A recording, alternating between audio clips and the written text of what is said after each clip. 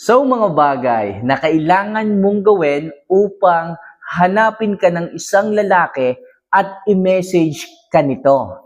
Yes mga kamamay, maninibago ka after mo na mapanood ang videong ito.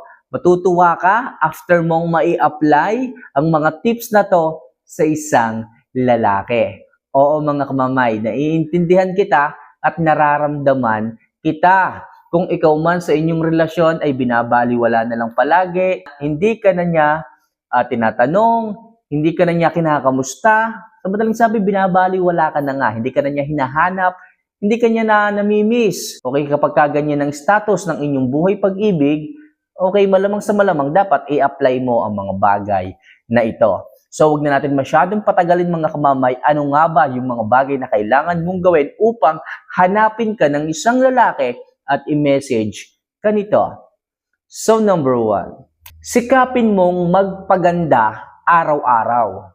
Oo mga kamamay, ang isa kasing lalaki, kapag ka neutral na sa kanya ang lahat, walang bago sa iyo, walang balita, okay, hindi ka nag-aayos, walang bagong pasabog sa iyo. Kapag ka ganyan ka sa isang lalaki, wala siyang nakikitang bago as in, magiging neutral talaga yan. Okay? Maboboard yan. Hindi ka niya hahanapin. Hindi ka niya papansinin. Okay? Hindi ka niya susuyuin. Hindi ka niya lalambingin kapag kaganyan. Kailangan mga kamamay, mag-ayos ka araw-araw. Kailangan bilang isang babae, kailangan meron siyang nakikitang bago sa iyo.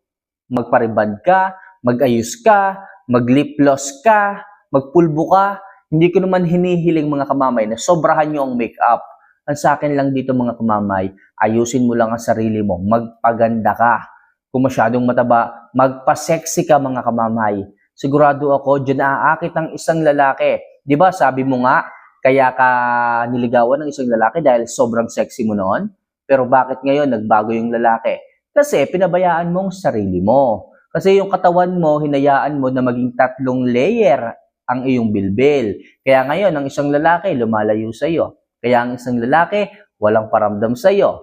Kaya ang isang lalaki, parang nakalimutan ka ng i-message. Kaya ang isang lalaki, uuwi ng bahay, pero wala man lang pasabi sa iyo. Kumpara dati, okay, bago umuwi ng bahay, tatawag pa, babe, anong gusto mong pasalubong? Kasi nga, nandun pa ang excitement, nandun pa ang gigil, nandun pa ang sweetness. Pero nung tumagal ang inyong relasyon, hanggang dumating dyan, sa puntong yan, nagbago na siya. Hindi na siya sweet sa iyo. Hindi ka na niya hinahanap. Hindi ka na niya i-message. Kaya mga kamamay, kung gusto mong manumbalik yan, ibalik mo,